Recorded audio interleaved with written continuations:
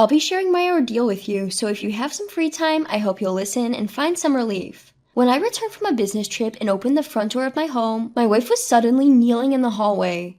"James, I've had an affair. The other man's wife found out." That was what she said. This was the end of January. It caught me completely off guard. My reaction was a dumbfounded response.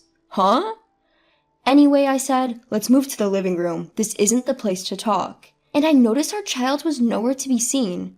When I asked my wife, she said, "She's at my parents' house." My wife's parents live about a half-hour train ride away. I tried to understand what had happened and what had been going on from her explanation. I told myself I need to respond calmly and made a rule for myself that questions to my wife should be polite. Looking back, our conversation was unnatural, which only added to the stupidity. My wife was saying something in a low voice, but I couldn't hear her well. In the living room, my wife knelt again, saying, "Please forgive me," in a downtrodden voice. "I haven't heard anything yet. Such behavior won't improve my impression of you. Please sit over here." When I said this, my wife lifted her head and sat on the chair. That's when I noticed that her eyes were swollen. She must have cried her eyes out. Below is the situation of her affair being exposed to the other woman, according to my wife's explanation. "One morning when you were on your business trip, the other man's wife called my cell phone and asked to meet me for a discussion. When I took a half day off from work in the afternoon to meet her, she asked me straight up, 'You're having an affair with my husband, John, aren't you?' And I admitted yes. I have the evidence of infidelity obtained through a private investigation, and I would be asking you for damages. I would also report to your husband. James is on a business trip and cannot respond immediately. He is scheduled to return in a few days. Then I need you to contact me when your husband returns." Before contacting the other woman, I asked my wife for the rough details. "Who was the man you had an affair with?" "John. He is my former boss." Thinking, it's such a cliche, the guy is a textbook adulterer. I checked the New Year's card holder. It was there. "He came to our wedding, didn't he?" "Yes." "When did you start the affair?" "A year ago." "Was it just this past year? Could there have been something before we got married?" "That's my guess." "There was nothing before we got married." "I'll confirm this with the other woman. She must be questioning it too, and if the testimonies don't match, I'll check again." "I'm sorry, there was a relationship before we got married." I almost fell over. It was like a scene from a comic book. Or rather, this is getting long. I'm sorry for the poor storytelling. My wife gave me the contact information, and I had no choice but to call the other woman. "Is this Mrs. Davis? I apologize for calling so late. This is James. I am Catherine's husband." "This is Davis. Thank you for getting back to me. I'd like to set up a meeting for the four of us. James, would you be available tomorrow?" "I have work, but I can make time in the afternoon." "Great. Let's meet at San Paulo Restaurant at 3. Please pass along the invitation to your wife as well." That was the rough idea, but the actual conversation was more awkward. After I relayed the time and place of the 4-person meeting, the interrogation resumed. At the time of the affair's discovery, here's the deal. I'm 34, working for a manufacturing company. My wife is a 33-year-old civil servant. We have a 5-year-old child and have been married for 7 years, with an average sexual frequency of once a week. My wife kind of looks like a younger Meryl Streep, but not flat-chested. There's also an adult film actress that looks exactly like her, but I don't know her name. She's a different person from my wife because their body features are different. I'm not particularly good-looking. People often tell me, "Your wife is a knockout. You've got yourself a better half that's out of your league," and it's like Beauty and the Beast. Moving on, I kept asking her questions. It's all I could do. "What was the cause of the affair?" I don't know." "Was it something I did?" "I don't think so." "What do you want to do now?" I don't know." "Do you plan to divorce me and marry him?" "I don't want a divorce. I don't want us to break up." "Why not? If you don't love me, there's no point in staying married, right?" "That's not true. I love you." "Then why did you have the affair? Before having an affair, you should divorce me and he should break up with his wife, don't you think?" "I don't want a divorce." "What do you want me to do?" "Do whatever you want." "If I said I want a divorce, would you agree?" "I don't want a divorce. I don't want us to break up." "What about our kid?" "He was at preschool during the day?" The more I ask, the more disgusting truths I hear. "Is our child really ours?" "Don't doubt it. Emma is our child." "Please let us have a DNA test. You have done things to be doubted." My wife broke down in tears. Here's what I learned from her. 1, she had an affair before we got married, but it ended when we decided to get married.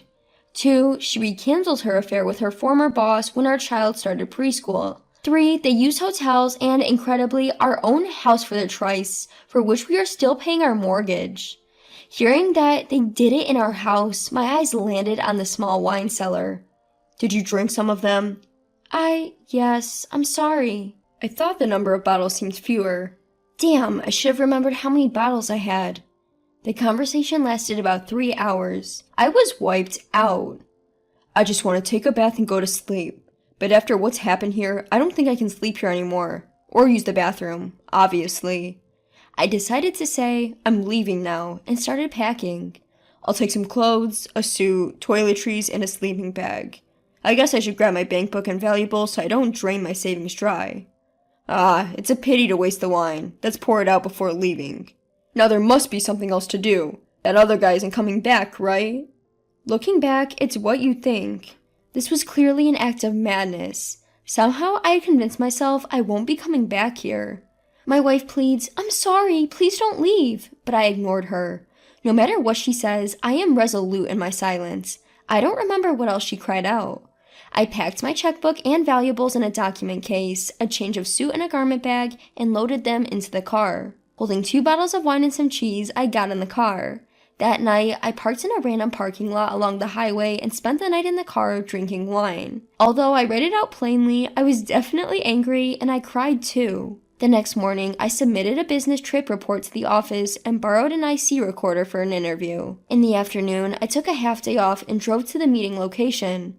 Catherine had already arrived. Under the daylight, her hair was messy, her complexion poor. Not that I was any better, having not showered either. We were a couple emanating an aura of poverty. At that time, Catherine was apologizing to me, but I can't recall what she was saying. The other couple arrived. The guy was a tanned, older gentleman trying to look young, but compared to me, he was undoubtedly handsome. His wife had a strong and attractive fox-like face, and judging by their bags, they seemed to be affluent. We took our seats and exchanged formal greetings along the lines of, sorry about my foolish wife, and sorry about my husband. Initially, the 2 responsible for the affair were sent to separate seats at the counter, and I started talking with the other woman. We cross-checked each other's accounts of the situation, confirmed any discrepancies, and discussed how to move forward. We haven't decided yet, but I think it's probably over. We will postpone our divorce until next year.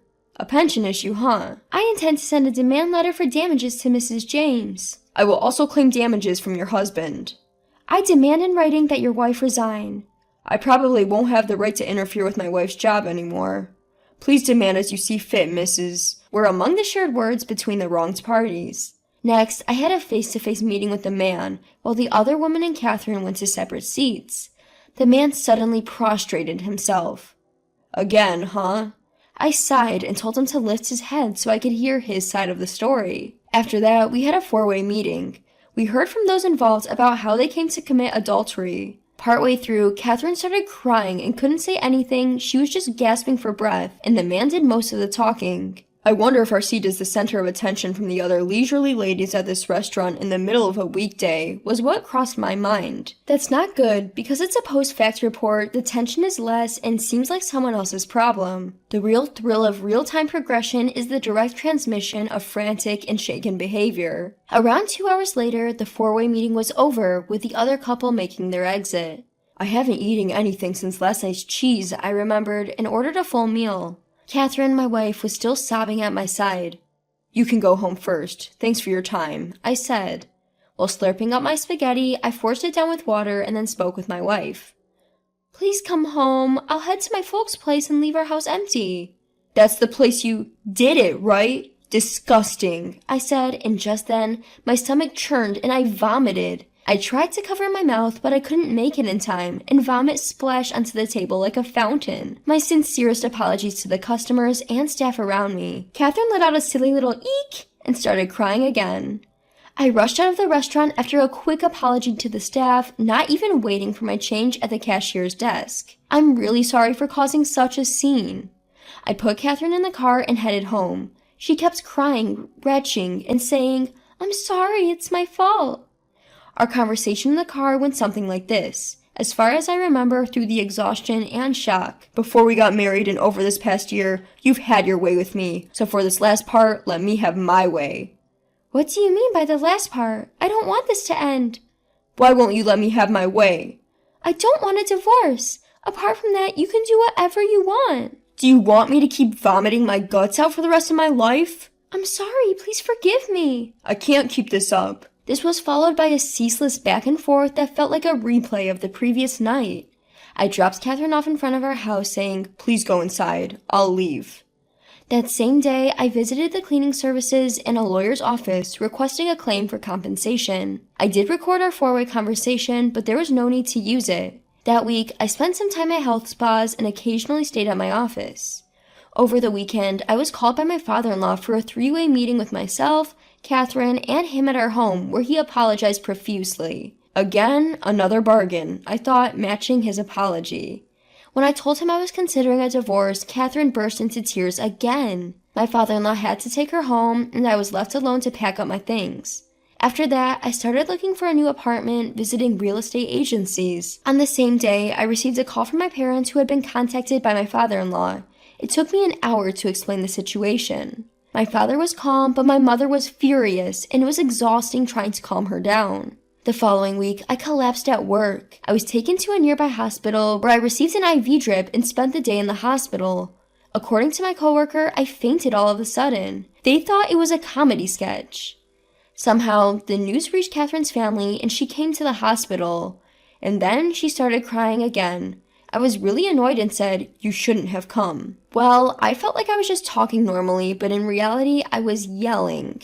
My apologies to the nurses and patients. I was emotionally unstable. Sorry about that. My superiors at work found out about my car camping and vagrant status, so I moved to the company dormitory for the time being. Events happened following the revelation. Managed to get a signed agreement and compensation from John. Sent him the receipt. Even though I set the claim high, expecting him to refuse, I was surprised when he accepted without hesitation. A few days later, my father-in-law reported the following to me. "Considering the current situation where I hold Catherine's savings books, will cover Catherine's compensation payments at her parents' house for the time being." The amount was lower than what I had. I burned and handed over the images and videos of Catherine and the kids that were left on the HD. I edited and cut out scenes where I appeared. Looking back, I don't understand why I was doing such a meticulous job. Every weekend, I had meetings with Catherine. There were times when her friends were present too. There were also times when Catherine brought the kid and I just played with her. At first, Catherine only cried and then stayed silent. Even so, I finally got her to say, "If you want a divorce."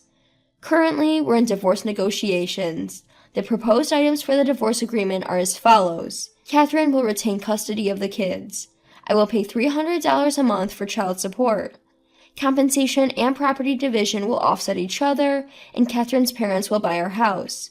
I realize Catherine's parents are rich. The property disposal is taking quite some time. I didn't go after the custody. Despite my big talk, I still haven't gotten a DNA test done. My feelings towards the child are, to be honest, a dilemma. I understand they're a different individual, but they are a part of Catherine. It's a hard conflict to describe. I plan to pay child support, but not see them again. I'm thinking about making a lump sum payment to sever ties. I feel sorry that I seem cold compared to other cheated husbands. As for the follow-up, whether it's a promotion or demotion, I don't know, but John was transferred. Since it was sudden, this issue was probably the cause. This information came from Davis. Catherine hasn't quit her job and is commuting from her parents' house. Nobody's living in our 1.5-year-old house at the moment, and it's under appraisal, which is a drop in the bucket. I moved into an apartment. After moving, I sold my car. Tired yet? It's not over, just a bit more. I thought about the DNA test again in case the child wasn't mine. Child support could be reduced, and I might get more compensation. Above all, I might be able to put my feelings to rest. I've been busy for 2.5 months, but when I look back, I didn't do anything significant. Once the asset appraisal of our house is done, I'll probably be officially divorced. In the end, our married life was a complete waste and fruitless. Here's to the end of our marriage. Thank you very much for putting up with my ranting. The divorce was finalized without a hitch. I had a few thoughts afterwards. First, I guess what I did right was that I didn't resort to violence and handled everything calmly. I never raised a fist to John. To be honest, I didn't even want to touch him. I've started to think that my ex-wife might fill our kids' heads with all sorts of stuff and justify herself if I don't meet her. Also, to ensure no hard feelings remain with the kids, I've begun to think it's best to go ahead with the DNA testing. Of course, the cost should be borne by my ex-wife, Catherine. It's heartbreaking because the kids aren't to blame. When my daughter asks if she can come and see me, I always find some excuse to say no. I can't face my daughter, who day by day is becoming more and more like that woman, her mother, and I'm afraid that if I let my daughter come and see me, that woman, Catherine, might come along too. I've started thinking it would be a stroke of luck if they forgot about me and moved on. I've paid a substantial amount in the property settlement, so they probably don't need a father anymore, or so I think sometimes. It's only after reaching this point that I've realized what kind of person I was. See you in the next video. Thank you for watching.